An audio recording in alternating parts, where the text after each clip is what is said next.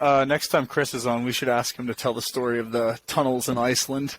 They have very wild tunnel systems that involve... It'd be fun to do an episode or series of episodes where it's just like us telling stories from our lives, you know? Dude, I would love to tell the story of Chris's and I trip to Iceland and then my trip to Europe. Yeah, I feel like I got some pretty cool stories I could share from You've got your Knowles trip, which is fucking cool. Yeah. I think I'm sure I could think about it. But yeah, all kinds of like cool outdoor stories and we could life share experiences. We could also for sure share our trip out west too, the one you and I did out to California. Oh, yeah. To visit Definitely. Don. Yeah. I was gonna see. He's a baseball fan, so I was gonna see if he'd be interested when my favorite team comes out to play the Los Angeles Dodgers. I might go out there and try to visit him. Oh, nice. Yeah. Heck yeah. Yeah, I want to go out to LA more. It seems like a pretty cool city to visit a little bit. Buddy still lives there, I believe. Oh, really? Hell yeah. Buddy's I think cool. so. I don't know. Yeah, he's been fixing up a dirt bike. Nice. I've seen on his social media. Yeah, it looked pretty neat. That's cool. Yeah, like an old dirt bike. I definitely want to get a dirt bike soon. That's something in my 1 to 2 year plan, I would say. Dude, driving around Nevada, like, to different places, and it's insane how many off-road trails there are here. Like, there's probably more dirt roads than paved roads, honestly. Yeah, I bet there's more miles of dirt roads than paved roads in Nevada, for sure. I wouldn't be surprised. I would put money on that. But yeah, man, there's one that seems really cool. I've driven on the road that goes adjacent to it. You can't see it, but it's called the state off. It's like a state trail. It's called the Silver State Trail because Nevada's the Silver State. Oh yeah, we looked at that, right? Yeah, it's 200 plus miles of what bozo off-road trails. That's insane. Looks pretty neat. Yeah. Fuck yeah, that'd be real, sick to do. Real remote out here. I would love to do a camping off-roading trip sometime. That'd be cool. Spend 2 or 3 days out off-roading. Bring the guns and some beer. Pick a destination and Yep. Try not to drive on any pavement to get there. Yes. Little pavement as you can. Yep. Yeah, that'd be fun. I'd love to do something like that. Yeah. So how's your week been, man? Oh, pretty good. Sort of watching True Detective again. Oh, yeah, you were saying that. Rewatching it in anticipation. Yeah, there's a new season coming out this year with Jodie Foster as one of the detectives. It's based in Alaska this season, so which seems really cool. A whole research station of people goes missing or whatever. Yeah, I think that is what happened. Yeah, so, it's the thing, dude. It's for sure the thing. It'd be interesting if you could tie it in there, as a conspiracy. I always am interested in the TV show conspiracy theories and movie conspiracy theories. Even if I don't believe them, they're just interesting to think about and Snowpiercer's a sequel to Willy Wonka's one. That's one of the ridiculous ones. It sounds ridiculous, and then you start hearing why their reasons. And some good points. The most compelling evidence for that one was at one point, the head of Wilbur, the guy who's the head of the train, talks about how the piece that runs the train is going extinct. It went extinct, and it maybe the Oompa Loompas, because he uses kids to, and Oompa Loompas are small, so there's more to it. Look into that one if you're interested in that stuff. But you've told me about it. I'm pretty sure I've watched the YouTube on it. Yeah, that's it's one of the more definitely interesting ones I've seen. Yeah, but yeah, the first season of True Detective is fucking fantastic. So well written. One of the best seasons of a TV show that's ever been put to TV. Dude, it was very cool to watch it as it came out, too. Because the shit you're talking about, all the fan conspiracies and shit, I don't know if you've ever researched The King in Yellow, which I think I mentioned to you. Yeah, so it comes from a short story series called The King in Yellow, or the King of Carcosa. About it earlier.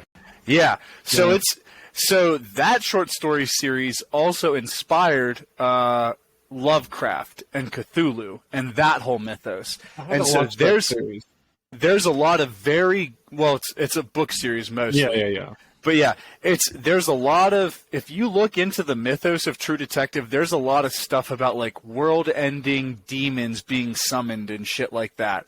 And like it's suggestive that Rusty's visions are not like cracked out visions, that he's actually like in touch with cultic incantations and shit of chthonic monsters. Yeah. It was really cool watching it as it came out. Yeah, man, the writing is so good. Just like the philosophical monologues and dialogues between the characters are just, really make you think about shit. Like, wow. I consider myself a realist, which in philosophical terms make me a pessimist. Yeah. That was like the first scene I remember. That's like when the first scene there, Woody Harrelson and Matthew McConaughey are in the car together and driving, and they get into that philosophical conversation. That was when I was like, okay, this show's going to be amazing. Yeah, it's the first time that Rust really like smarts off, Rust is Matthew McConaughey's character. Yeah. Oh yeah, it's such a good. Well, and then I think what really drives the series home for me is that later on, as it evolves into more of an action-y cop drama with like detective work and shit, they have to hit the cliches, which they do, but they do it really well. Like the shootout at the fucking crack house or at the drug house where it's shot. It's like an 8-minute single shot scene. Oh, be still my heart. Any single shot scene I love. Yeah, I was curious if it was based off of like a book or something, and I don't think it is. It's totally original, yeah. Which is crazy because like usually when writing is that good, it's like based off of something that's already been written. Like that guy, Nick Pizzolatto or whatever the fuck his name is. Nick Pizzolatto, yeah. He came out of nowhere. Yeah, he's like kind of well known for like. Because originally the series was set in, I think, Arkansas, and it was like a totally original treatment.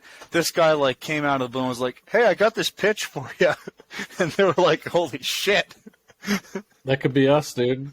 Yeah, dude, you're a good writer, man. You could write it. I've honestly thought I have a kind of True Detective-like series set in southern Utah and northern Nevada, dealing with the church and pedophile rings and shit, so it could be a big thing. A thing around Mormons would be interesting, like something to do with the lost boys and shit. And not even necessarily pedophilia, because I feel like a pedophile ring is immediately where you go with the conspiracy. Yeah, but like, just the air of like secrecy around the church. Yeah. You definitely get into some interesting things there, like. Yeah, so the church is not involved in the pedophilia in my treatment. It's just like rubs up against it. You know what I mean? Oh, yeah. But yeah, because no, I agree. It is low hanging fruit to like, oh, the church is doing, because it's it's really happening. It would be an interesting story. I definitely like when I drive through Nevada and Utah and see a lot of these like towns that are just so far away from other, and it's like tiny. There's like 1,000 people maybe. Oh yeah, and it's like they're like an hour plus from another city that's even like that, and it's like life just must be really interesting in these places. Like, hell yeah, yeah. Everybody's got to know everybody. I would assume. I don't know, like. Yeah, I mean, I imagine. See, I wonder. I guess I wonder what drives some of those towns, because there's some towns in like Wyoming, like rural Wyoming, where they're just oil towns because they discovered oil there. They can put a well there. Oh, did I drop you? Yeah. Yeah, no, because they like discover a well there. All of a sudden, they can have a town. Like we drove through one of the Ely. No, not Ely. But didn't we like stop in one of those towns at one point? And we were like, oh shit, hey, it's like an oil town. Like, everything is built within the past 2 years. Pinedale. Pinedale's a good example. A lot of the guys that... I'm pretty sure... Well, it seemed... We talked to a couple of the guys who were, like, locals that were at the bar that night, and it seemed like most of them... That must have been Pinedale, like, yeah. Oil workers that were just, like, in town. Right. Mm-hmm. So, yeah, I mean, like, towns like that... Probably just a lot of strangers, but towns like fucking Delta, Utah or something that have been there for 150 years. I mean, who knows what it's like there? Yeah, dude, like, I'm sure there's some really interesting stories and secrets in those places that nobody's ever gonna know. Like, oh yeah. Yeah.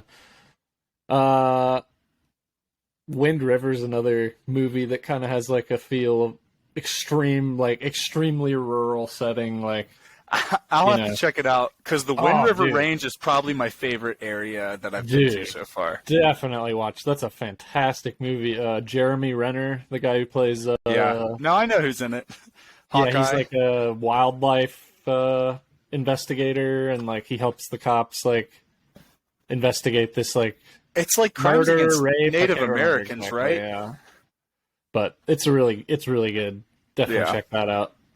Definitely has that like extremely remote like vibe, like The Thing and like True Detective does. And you can smell the psychosphere. Yeah.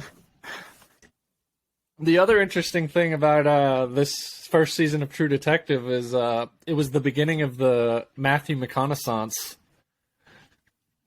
It really was, yeah. It was. I remember being very surprised when he was like picked for that role and being like, "Huh, how strange," especially with Woody Harrelson. Like, because people wouldn't really think now, because like he's gotten a better reputation since then because of his roles. But like for the longest time, really, until that True Detective role, Matthew McConaughey was really just like the guy from the comedies or like the hot guy from the beach on the in the movies. Like that was who he was. He wasn't really taken that seriously as like a dramatic actor. Like, well, he did this in Dallas Buyers Club. So did he do that right before this or the other way? I don't know. One he did one right after the other. And it was the same year. It's because he plays like a skinny crackhead looking guy. Well, not AIDS dealing with guy. Whoa, crackhead. Yeah, what the fuck? That is not what that movie's about. Well, I was going off True Detective, where he plays what, a meth? Not a meth. What's he on? Barbiturates and other shit, right? He's definitely on drugs. Yes, for Quaaludes. Quaaludes from the hookers. Yeah. But yeah, dude, like totally within the span of like a year or two, he did True Detective, Dallas Buyers Club, Interstellar. Yeah, those three were huge in themselves, you know, like Interstellar considered by a lot among the greatest movies, like True Detective among the greatest TV seasons of a TV show. Like he won a fucking Oscar for Dallas Buyers Club. You know, unbelievable. Totally turned his career around. Really made him into like a serious dramatic icon. Yeah. Oh yeah. I'm excited. I'm excited to see your response to season 2. Because, a lot of people shit on it, but I liked it actually quite a bit. Vince Vaughn and Colin Farrell? Yes, Vince Vaughn, Colin Farrell, and there's 2 other leads that are also really good. Maybe they're support. I would say lead/supporting. It's more of like a city one for that, right? Yes. Where is it? What city is it in? L.A., baby. Or no, Las Vegas. Sorry, L.A. I said really? L.A. Oh, it's L.A. like, or Las Vegas? I think Las Vegas. Oh, fuck, I'm pretty sure Las Vegas. Definitely gonna watch that. It might they might like Vegas. call it LA, but it's like set in a casino town. So okay. Oh yeah. That makes me more interested. Oh dude, I liked it a lot. Maybe it is set in LA. Well, I was also telling you earlier, like people that like the show True Detective, the second season is very often shat upon. And it is set in California, California.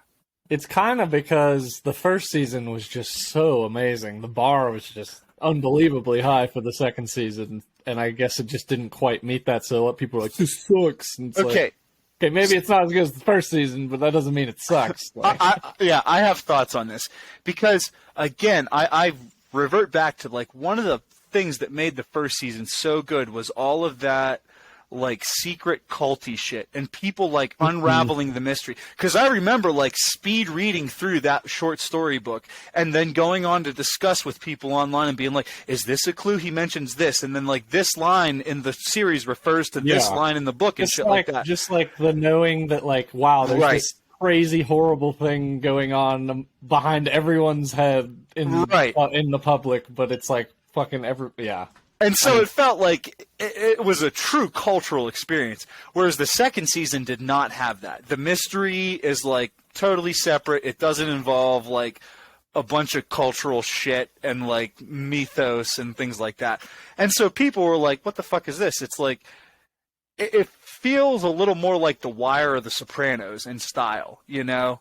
And like, it's its own little self-contained wrapped up story, blah, blah, blah. The Wire and The Sopranos, side note, 2 shows that I still have not watched. I need to watch them. God, they're on my list. They're on my list. It's not because it's just...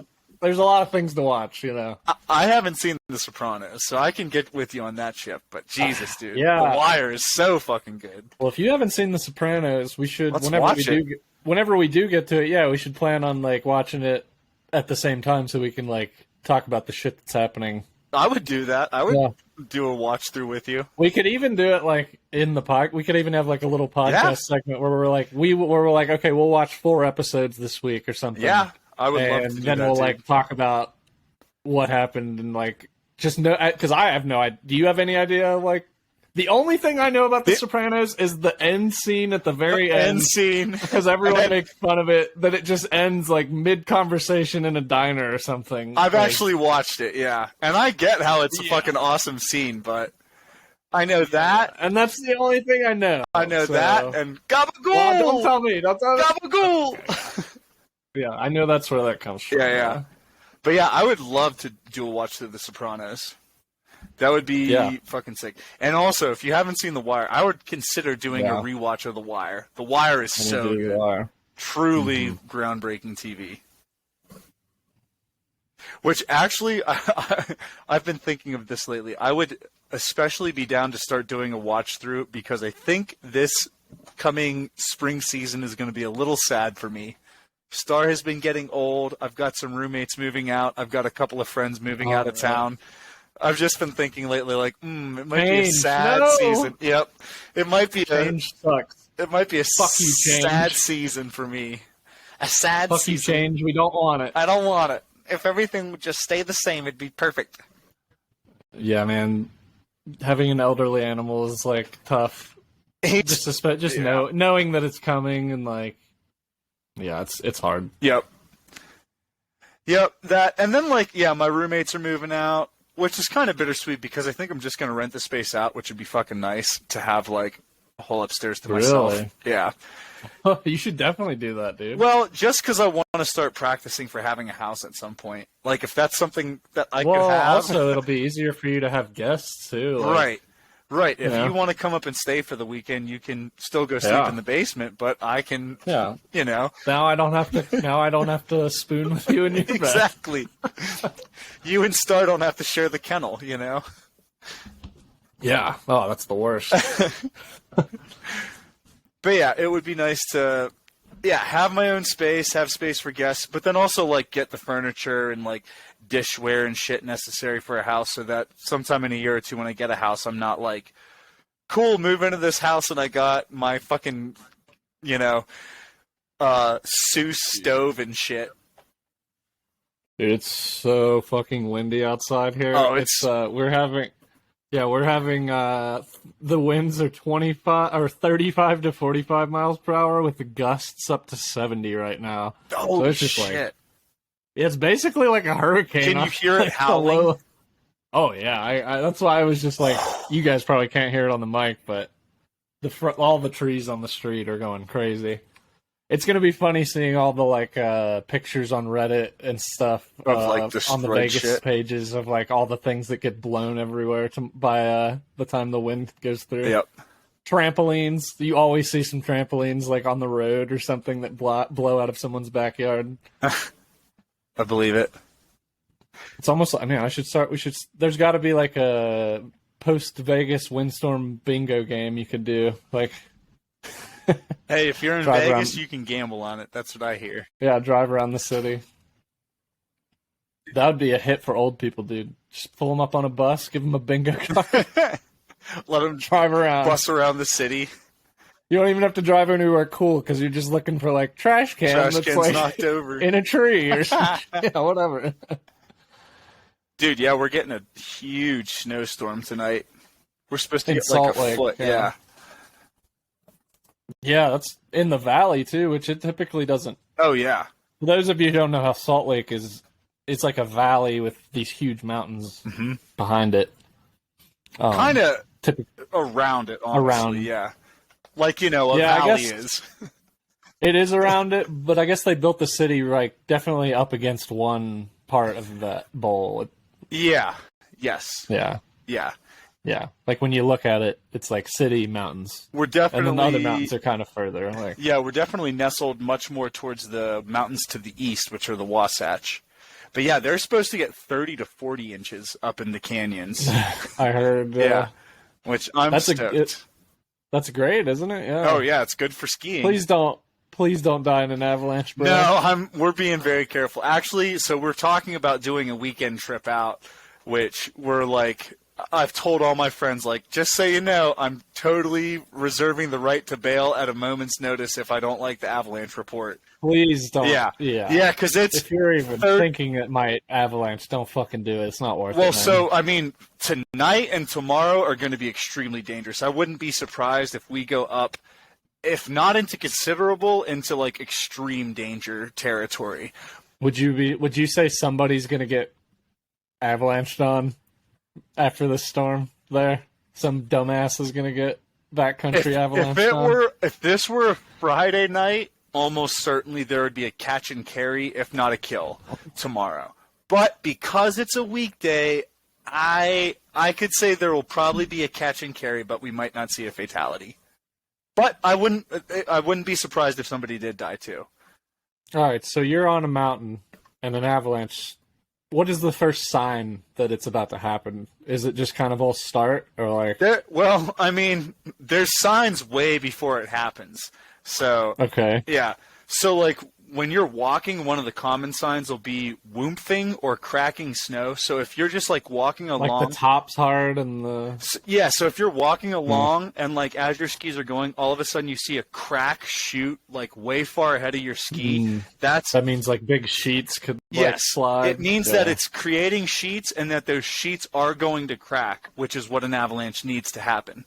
And then sometimes as you're traveling, you'll hear like you'll literally hear off in the distance, you'll hear, which is like a snow bubble basically collapsing down. And if you hear that, whoomph, that's a huge sign. Have you heard that before? Yes. Yeah. Oh yeah. Did it terrify you? No, because it's only scary if you're going into avalanche terrain and Is it loud? not Or super is it loud. something you kind of gotta have your ear You've probably trained heard to, it like... before, honestly. Oh really? Yeah, it's not like super loud, but it's just like, whoomph. And you've heard it before. I Probably would on a bet. small scale. Yeah. Yeah, I bet you've heard it before if you've been around snow, which I know you have with Seuss.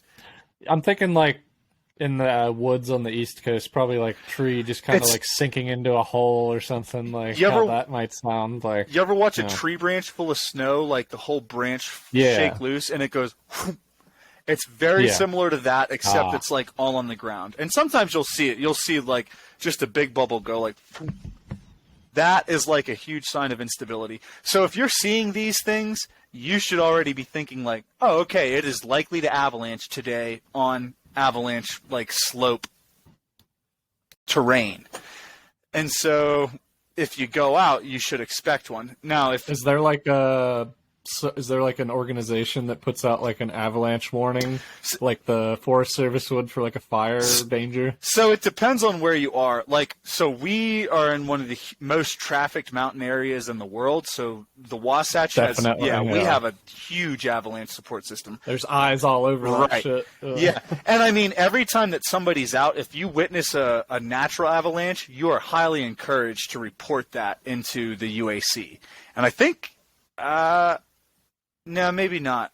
I don't think I've actually put forth reports. But like a lot of people I know, it's very common to put forth reports and just be like, "Yo, we saw this slide." Or a lot of times you'll dig a snow pit, which is just making an observation, and you'll say like, "Oh, which that I have submitted." Which you'll just say like, "We dug a snow pit to this deep. We noticed these layers. At this point it failed. At this point this thing failed." You know. What do you mean failed?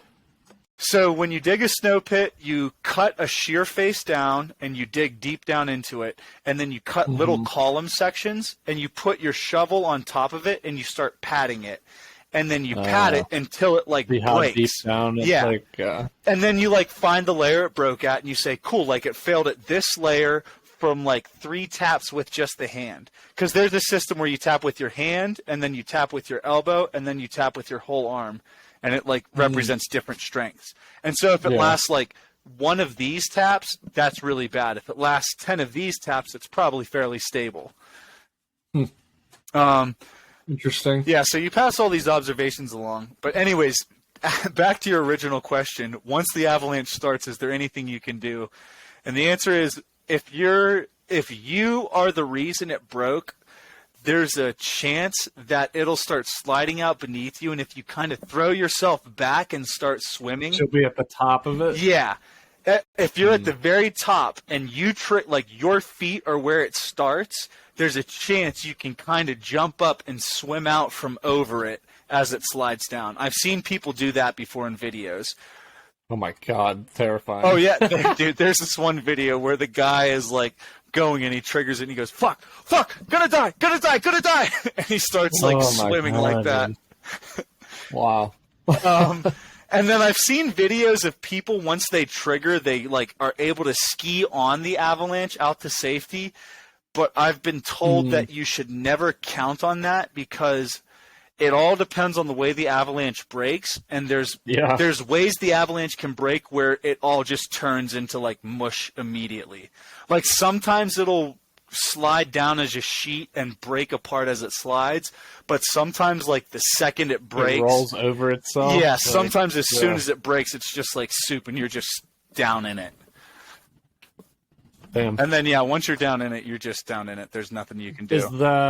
If you have to go, like if you have to ski, is it best to ski down or like sideways? You want to ski sideways. Yeah, you want to try. I mean, you want to keep going downward so you keep speed, but the quickest way off the avalanche is off the path. Because if you keep going downward, you're just riding with it, and eventually, and then more of it's going to be coming at you. Right. Yeah. Yep. And so, you want to try to get off the avalanche's path as quickly as possible. And then, how likely are you? Do you know how likely you are to survive if you get trapped? Like, what are the chances? Not good. I would assume not great. Like, because you probably don't have much time. So it's more. It's more. The cold probably gets you. So I will say this: it's more about times.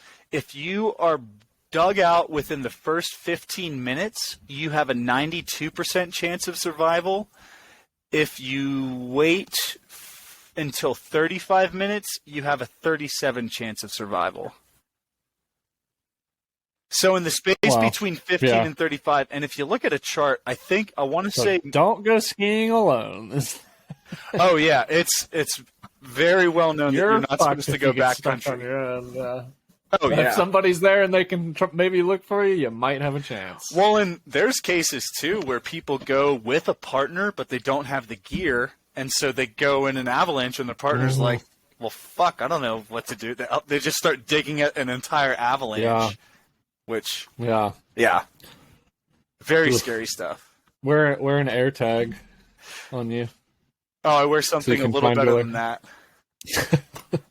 Dude, I feel like I've heard of it. Is it a thing where like you can wear like a device that you can basically like pull it and it's like a giant bubble? Yes. It's not a bubble, but it's an airbag to like give you kind of like space around you at least if you get stuck or something. Like, I don't know. Or maybe even keeps you on top of the snow. I don't know. I'm not sure of any bubbles, but there are airbags where it just creates an inflatable airbag, and yes, exactly, it keeps you on top of the snow, and it also signifies.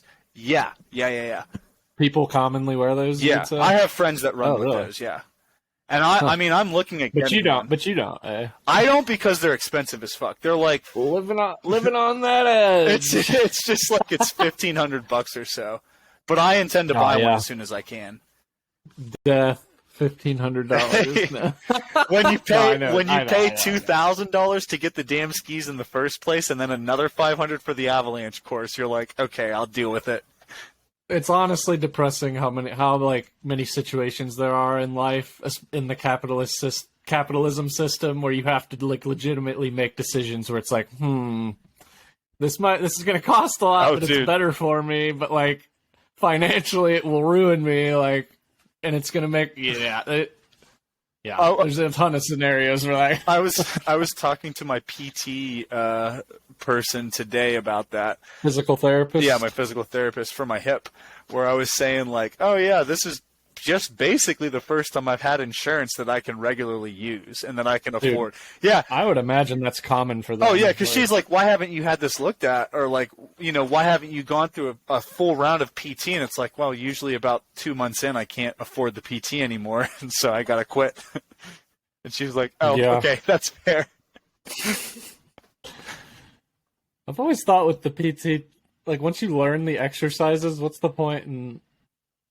Can't you just do that on your own? Well, I think a lot of it is the progression of exercises.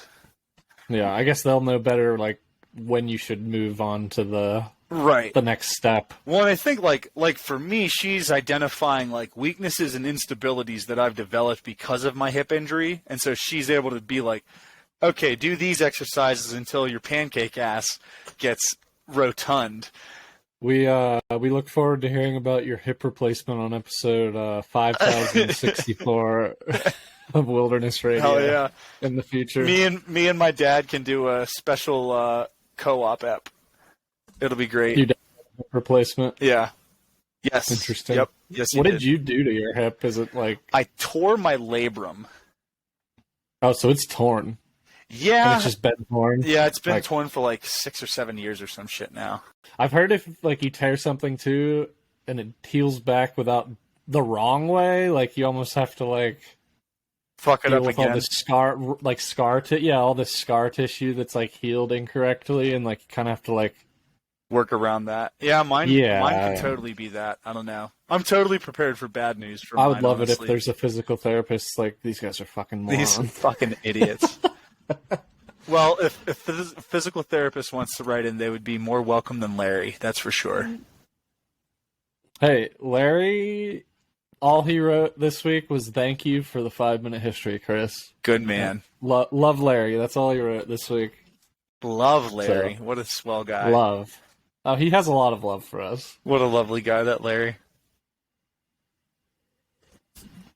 We're getting laggy here. Yes, indeed. I wonder if my internet might be shitting out. Yeah, I was wondering if does the snow, like, is there a chance you're going to lose power? Yeah. Yeah, there is. High chance, or like... I wouldn't say high, but I wouldn't say low. I would say it's in like the 40 to 60% range. Dude, you gotta go hit the streets on the skis tomorrow, too. That if it snowed a foot and I lived somewhere where there was any kind of hills, I would definitely think it'd be fun to go around on the streets. The only thing is it might hurt my hip, and I've done it a couple times before. Oh, yeah. So it's like, it's not new. Don't fuck up your PT. Yeah. Well, that, and I've done it several times before.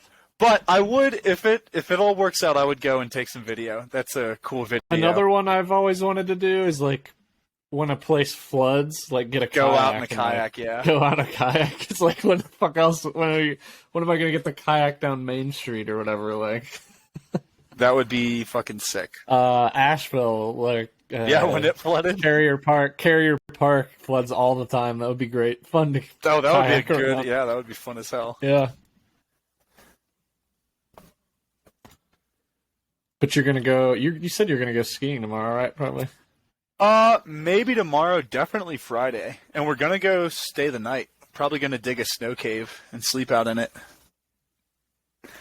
Really? How long does that take? I don't know. I've never done it. My buddy Keith is the guy who digs the snow caves. But I think like probably an hour or so would be my guess. Maybe a little less. I bet you could do it pretty fast. Yeah, that would be sick. Never slept in a snow cave before. That would be something exciting. Yeah, something to do, man. Oh, yeah. Something very cool for me. I would say I would be willing to bet a vast majority of the Most population people? has never done that. Yeah, what percentage? I wonder what percentage have done Probably that. 1% or less, I would think. I would bet it's... Yeah, that would be my guess. Within the 1 or less percent, I would think. Think of an average 100 people you know, and do you think that one or more has slept in a snow cave? I Probably wouldn't not. even be shocked. I wouldn't even be shocked if it was like way less than 1%. Yeah. Because That that's what almost I'm seems saying. like it might even be high. Yeah. I know a bunch of wilderness nerds. My stats are skewed by a lot. Yeah, There's people exactly. in Ohio who know 0 mountain climbers. Oh, Yeah. Speaking of disasters in Ohio, have you been following the Yeah, the train spill? train. Dude, so that town, East Palestine, I went to go there for fireworks every 4th of July. That's like 15 minutes Really? from where I lived. Yeah. So it's near the So you live near the border? Yes. Of Ohio? Yeah, it was. Oh, wow. So the town. Whoa! Does that mean your parents are fucking getting? Not my parents. They moved, so they're good for thank now. God, dude. Yeah, but all my friends, it's kind of weird because I like hop on Facebook and all my friends are posting shit about their like chickens and shit. Oh my And God, they're dude! I animals. would be getting the fuck out of there. I man. would be getting Like, out. I would be buying. Fucking. I'm gonna go. I'll go camp until they figure out what's Oh, I assess would. the situation. I would you know? fucking. They're not going to fix Oh, I mean- anything. That's it. Yeah, I mean, I would get go the camp. fuck out. I would go camp, waiting till they assessed it, and like with the understanding that there's a good chance it's not worth going back. We're to, gonna have like, to that move kind our of shit thing. out. Yeah. Dude, really horrible. Truly. Dude, the fucking governor refused federal aid. So fucking stupid. But it seems like just because he doesn't like Biden, which is kind of silly to me. yeah. Like, because if he had declared, and then the ridiculous thing is, it's all over right wing media. They're blasting Biden and the government for not helping here, and it's like It's these standards. the governor told them not to, dude. Yeah. They were like, It's fucking ridiculous. But it's a bad situation, man. It's A lot horrible. of fucking chemicals. A lot of people are gonna have long-term health consequences from this. Yep. Yeah. It's gonna be bad. Yeah. Yeah, it is sad. And it is sad, like, Well, and then the other issue with it is like the train, like the fact that the regulations were like taken back on Right. the trains, and that's like if that hadn't happened, maybe if they had not taken them back, maybe this wouldn't have happened. Right. You know? yeah. Because I mean, when you just give business a free pass to do whatever it wants, it's like, well, you got to Dude, expect it's so- that they're going to take I shortcuts. saw a really funny meme earlier. It was like, it was a 2-frame meme of like somebody asking a corporation or talking to a corporation. And they're like, "Yeah, we had record profits this year." And then the next frame is like, "Hey, we need you to like do these things so that you can like get up to safety standards." And they're like, "Oh, we're so poor, we have no money. There's no way we could afford that." Yeah. Like, It's ridiculous. fuck you. No, that's such horse shit. Like, Yeah. maybe you don't make as much money this year. That's like, fucking. Yep. The flaws of capitalism. Broken They system. really fucking suck, man. Truly They really a broken fucking suck. system. But I'm interested the like political ramifications of something like this. Like if there will be more regulation now, or like at least more of a public sentiment to like back that kind of thing. I don't know. I don't really think so. I think because these things. Here's one thing I will point out, and this is the same shit as with the balloons too, is this isn't actually, as far as real news goes, this isn't really a big deal. This type of shit happens fairly frequently in our country. Mm-hmm. And the same with the balloons. That shit happens regularly. The only difference is that what happened was NORAD. The balloon thing? So Didn't some guy just like see the balloon? And I remember that some guy, just like a public person, saw it and started posting about it, and so they kind of had to address it. So somebody, but we probably would have never known about so it. It's actually quite regular for that shit to happen. And so NORAD tracks those like weather balloons or spy balloons or whatever the fuck they are. And then, some guy saw it, so it became a big deal, and news started focusing on it. And so NORAD ended up lowering the threshold for the amount of, like, size or distance or whatever they track as an anomaly, and so as a result, all of a sudden, they're tracking a bunch more balloons, and so everybody's like, oh shit, there's a bunch of balloons, there's UFOs, blah, blah, blah. Well, the same thing is with this industrial accident. In reality, it's pretty much within the statistical standard for this to be an accident of this size. It's just that this caught the news cycle, it makes a big deal, and now... you get that picture of them burning the chemicals, making and the that toxic huge clouds plume. and shit.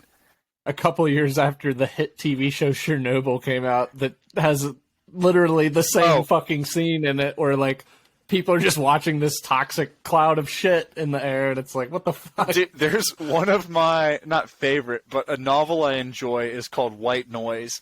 It was written in 85. Dude, they just made that into a movie? Yeah, and it predicts this. It's about an airborne toxic event. Yeah. It was weird. It's a very weird book too.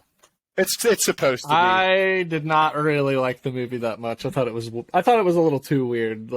I liked where it was going. I thought it did a poor job of getting there. Yeah.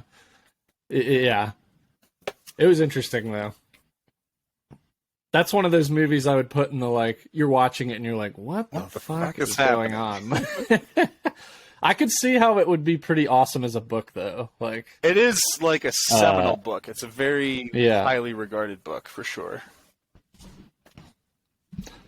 Dude, I like how my book got picked again.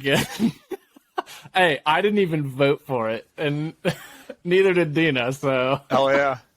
Dina, don't you fucking vote for my book. But our book club, we all picked 2 books to nominate. Put into this list, and then we take turns voting on what the next book's going to be. And mine was the first one, and now the third one, so after this, all mine have been picked. Who? Must mean I pick good books, I guess. Winners. Maybe we just want to get done with your books first. Yeah, they're oh, cool, Jurassic Park. Yeah, I haven't seen that movie 9 fucking times. Sweet. Let's get rid of this shit. Is that a bad fudgy? A naughty fudge? Dina just got home, so she's okay. Downstairs barking at her. She's got to alert the presses. Yeah, I've been stoked on the book club. I actually finished up Tomorrow and Tomorrow and Tomorrow about a week ago, and I've been wanting to start a book in between. I can't wait to start the next book. Yeah, it seems like some people are going to finish them faster, so it's worth probably having your own list of in between books. Yeah. If you want to just read consistently. I've been looking up some history books to check out. Thinking maybe Alexander the Great, or there's a good World War I book, and then maybe some theme books, so naval history or something. I don't know. Dude, what have you been voting? Just curious, what have you been voting for to read? Out of the list. The 5th season, for sure. Which ones did you suggest, by the way? I can't remember. I've suggested Sandworm and The Wandering Earth. I think Sandworm was on one of the ones I voted for this time. What's that about? It's a cyber attack thing. It's a nonfiction book about a cyber attack in Ukraine.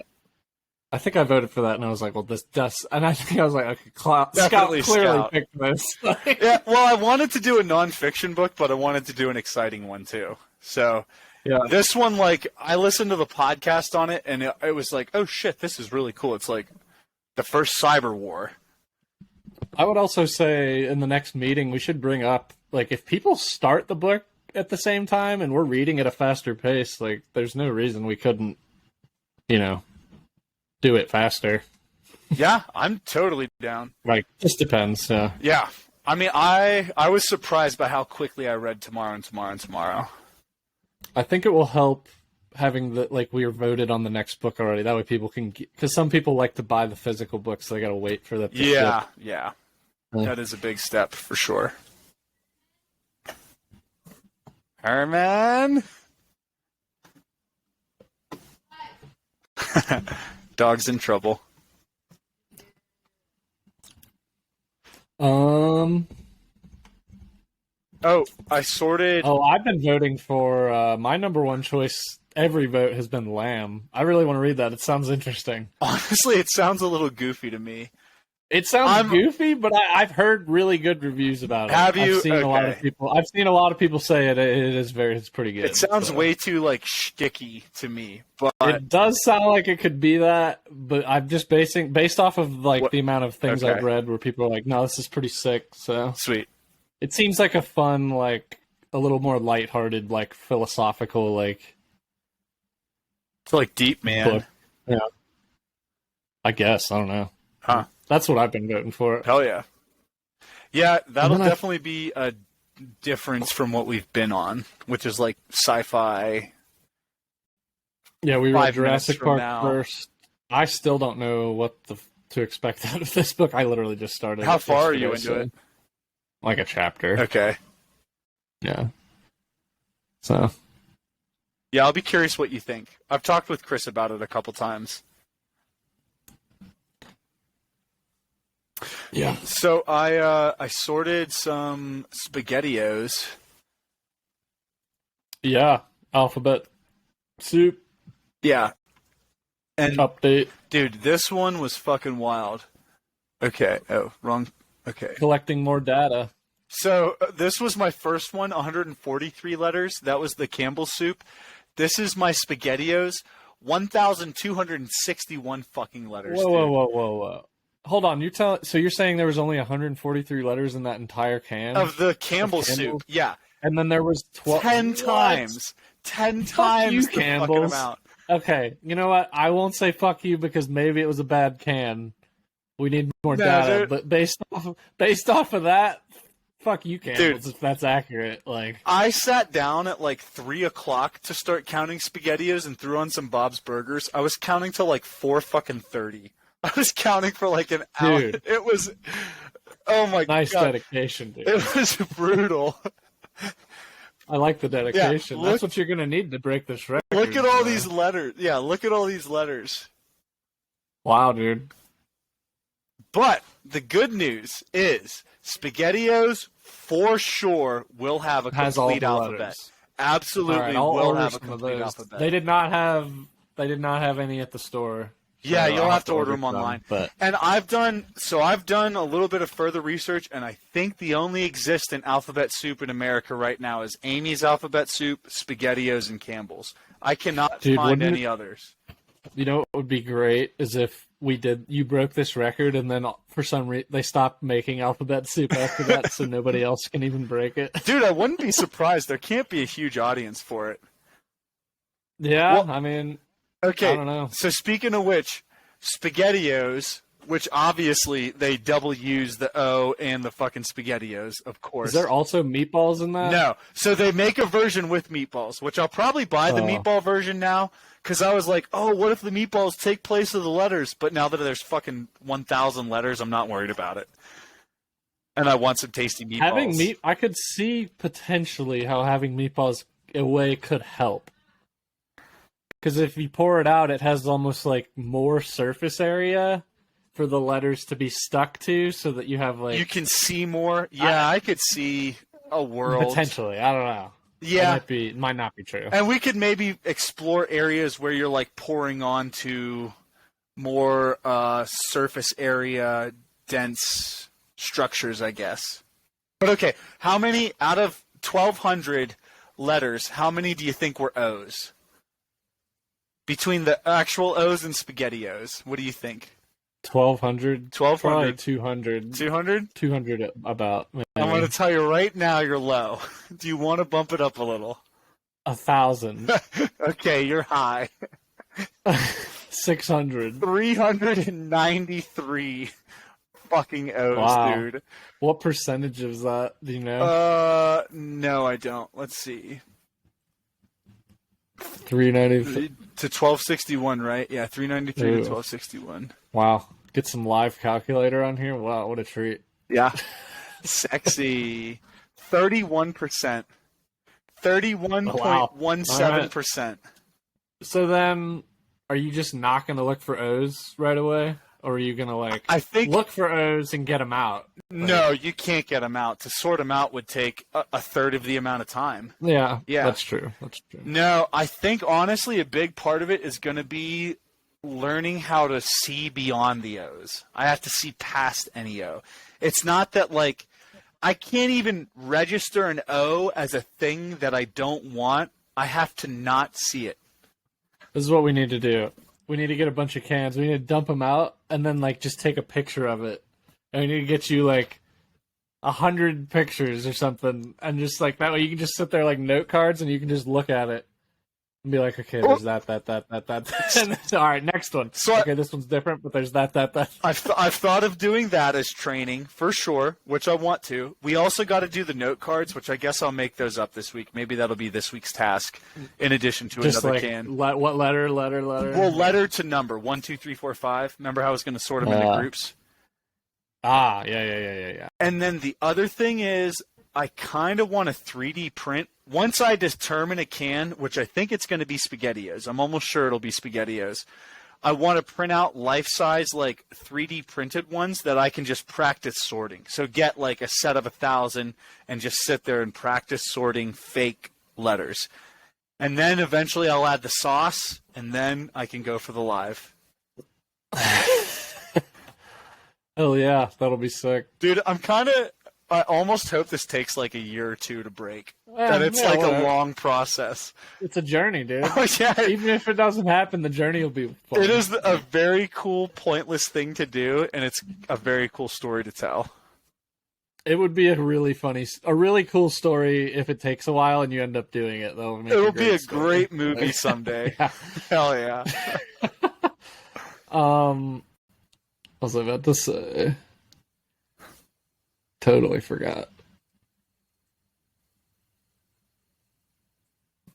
Hot dogs? Did it have to do with no, I was going to say, have you done... it did not. Have you done any research into, like, the science behind sorting things? Like... Oh, no. No, I haven't. Maybe, I don't know if there is any, but, like, there's maybe somebody's, like... science to you know what I mean? shit. Maybe somebody's looked into, like...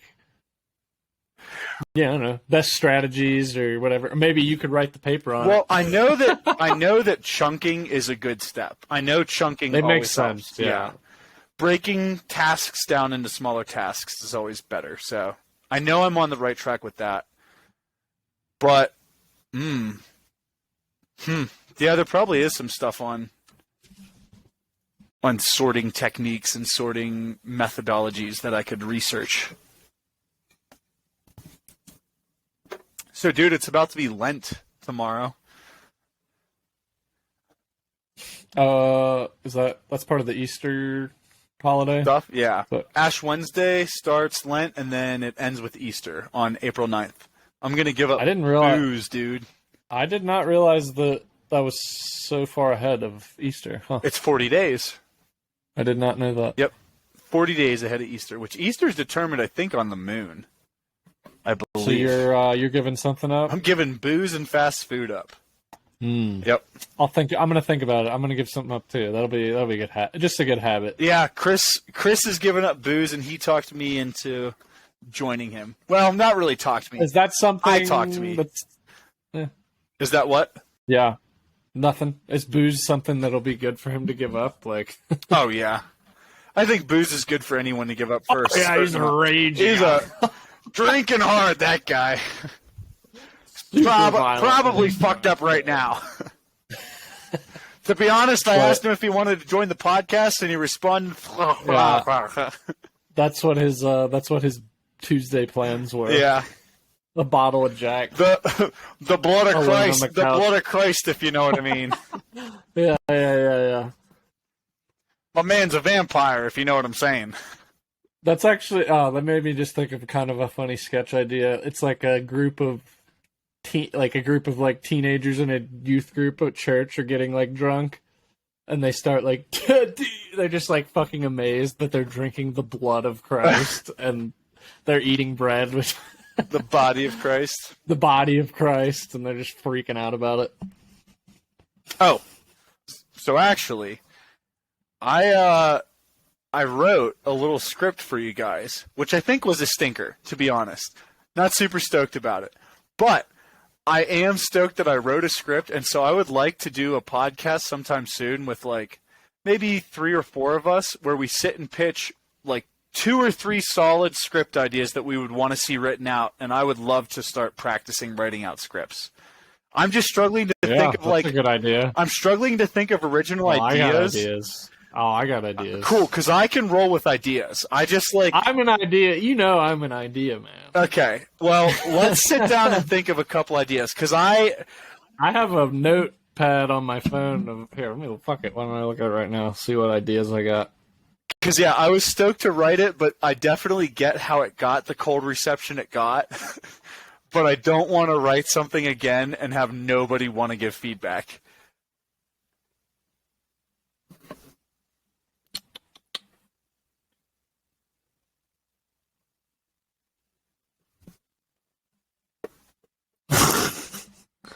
I got a nature documentary that takes place in a made-up fantasy world or like some other planet. Throughout it's like the whole thing is played off like a nature documentary. Uh-huh. Like through that lens the entire time. Right.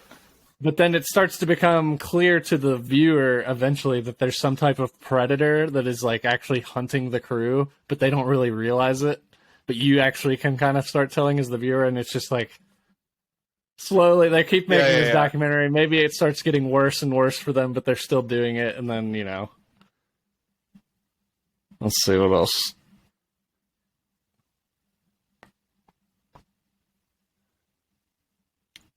A lot of the sketch ideas that I have, they're not so much like long stories, but they're like, it would be like a funny short strip. Shorter is better for now, I think. Yeah. If we can, honestly, so this was one thing that I came up or like interacted with, is that like I have a lot of great ideas. Because it can always be expanded. But we can't film shit. Yeah. We can only film 2 or 3 people at a time in maybe an outdoor setting. So like, because I was, like, coming up with, like, one idea I had was, like, what about this demon that, like, bargains for the souls of children, but only because the demon recognizes, like, only a really shitty parent would sell their child for power or whatever.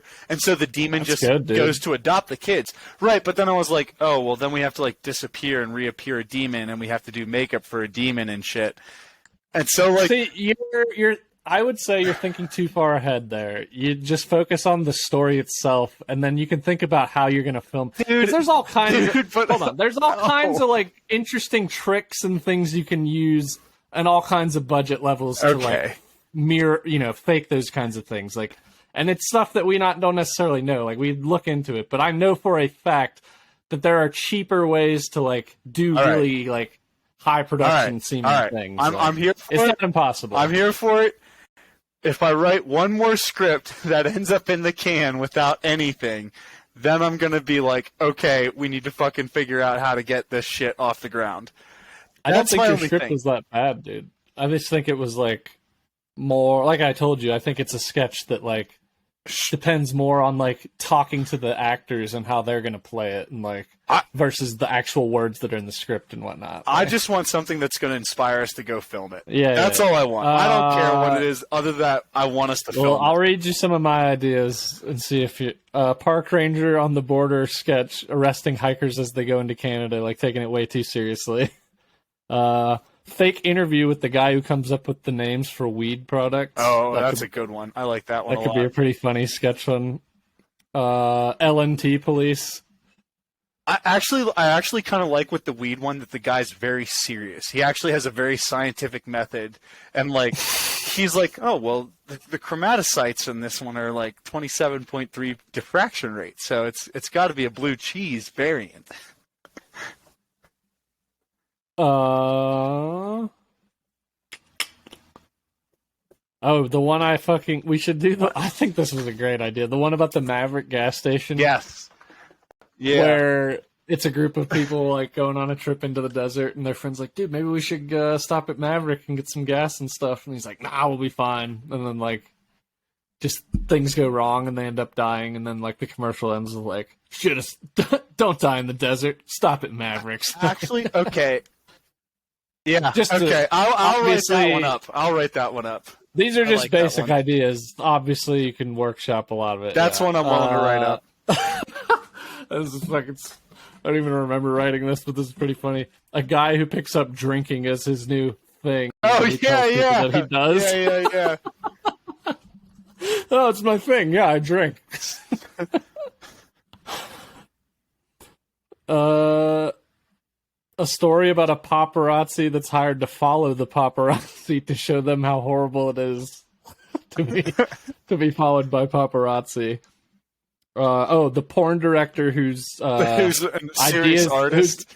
Whose ideas get progressively crazier, eventually ending up with him making an Oscar-winning film, but in his mind, he's just making dirty porn the whole time.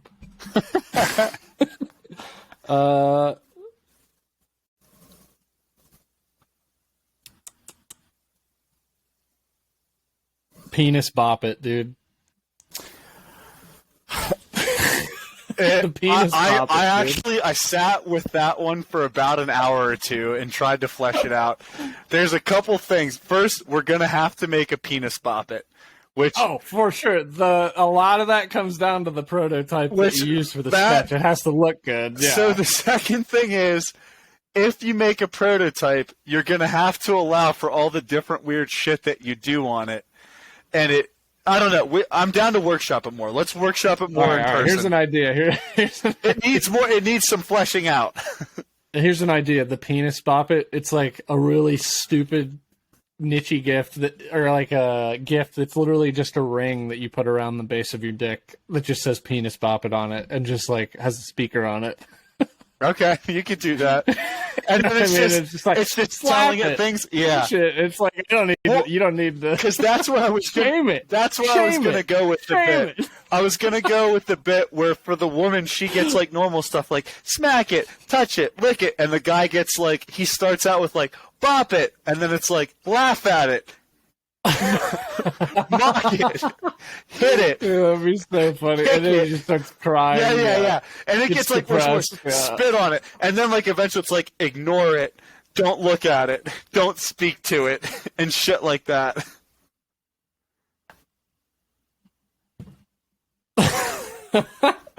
Oh my god, this is a really funny comedy sketch idea. So there's a guy that gets a tattoo of an equation on him to use as an icebreaker with women, because it'll be like, what is that? And as he explains it, the end of it is him. The end of the equation being the solution is the size of his penis. So he like lures him in with this like tattoo thing and like, oh, this is really interesting. And then it's like, oh yeah, this is what it means. My penis is 8 inches long. And like it never works or something. Like the women are all like, cool, bye.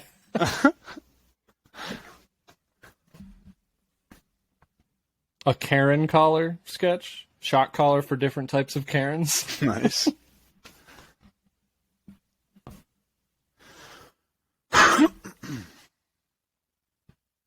Yeah, I think the penis bop it would be a good one. And what was the other one? All right, well let's throw it on the floor sometime. The guy who picks up drinking as his thing would be pretty funny. I like that one a lot. I'm going to pick up the Maverick one. I'll come back to you. The gas station one, too. I'll come back to you next week with a Maverick sketch. Well, because if we did that well enough, you could potentially sell that to them. Yeah. Potentially. You've been to their gas stations, right? And you've seen the fucking outdoors videos that they do at the gas pumps? No. Oh, dude. Not that. I mean, I've been there. I don't recall the videos. Okay. But... Next time you're at a Maverick, just sit at the pump and watch. They do outdoors videos. Sometimes they do like a skiing one. There's a desert rock climbing one. There's like a dirt biking one. They do all kinds of like really cool outdoor shit. And a life dream of mine is seriously to get a Maverick video made. I would love to make a Maverick outdoors video, like for real. Yeah, I think we got a good idea here. Fuck yeah, dude. Let's do it. Yeah, I'll write a Maverick script up, and let's see if we can try and get maybe Raj and Ben on, along with Chris next week to throw out the penis bop it idea. I'll try to come up with some more ideas this week too. Hell yeah. Sweet. Well, I think that'll about do her, huh? Yeah, it's been a little over an hour. Quality episode.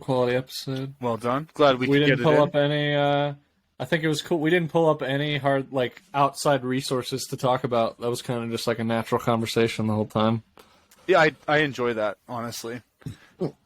And I will say, like, it's nice to go back and listen to these ones later on where we're just chatting and shooting the shit. Yeah, yeah. You know, when either you or I die first, this will be nice for the other person. For the other person to reminisce. Yep. Yeah, yeah. And if it's you, I hope you have a beer. Here's me as on the podcast saying cheers to you. I hope that you listen to this and drink it. And I would appreciate if you would say, give me some spiel right now so that I could drink to it. If it's you, go fuck yourself. It's you. Go fuck yourself. Classic. You wouldn't have it any other way. I didn't even get a chance to shout out the fucking Carolina Hurricanes, my hat. They fucking had a outdoor hockey game in Raleigh, North Carolina this week and had like 57,000 people sold out the stadium. 2 days later, they had 30,000 people came to watch the club hockey teams for NC State and Carolina play there. So really cool weekend for hockey in the Southeast and North Carolina in particular. Fuck yeah. Yeah, I wish I had been there. They were supposed to originally do this outdoor game in 2020. Fuck you, COVID. You fucking made them COVID. Postpone it for 2 years, but it was pretty awesome. I watched it on TV. It was really cool. Oh, dude, you got to come up sometime and see the Salt Lake, whatever the fuck they are, play. The soccer team. No, the hockey team. Oh, yeah, I'm down for that, too. Actually, the professional soccer season's about to start in like a couple weeks. Oh, really? Like a week, I think. So I would definitely be down to come up and check out one of their games, too. Please do. Sometime. Yeah. Hell yeah. Sweet. Well, get some ideas to talk about next week, potentially. Yeah, maybe we'll do a reading of the Maverick script. We'll see. Yeah, I'll order some SpaghettiOs. Yeah, dude, yes. work on that. I feel like you'll add some cool ideas to that already. I've already got like a cool little add-in. Yeah, I feel like you're gonna come up with some cool shit for that. Hell yeah! Yeah, I'm excited. Well, sweet. If you've listened this long, you're a fucking champ and probably one of the few. Give him a secret password. Your secret pass. You give him a secret password. Oh, the secret password is herringbone. Herringbone. If you write in with herringbone in the next, what is it, 22123? If you write in with... My address is 9442 Cormorant Lake Way, Las Vegas, Nevada, 89178. If you send me a postcard with just that word on it and your name, I will send you a gift card in the mail to your favorite store. We'll need a return address, of course. Yeah. But yeah. Oh, yeah. But and we'll see if anyone does that. I'll send you a hamburger. Sweet. Well, if you good luck to those of you who are here with accomplishing that mission. Yep. Good luck.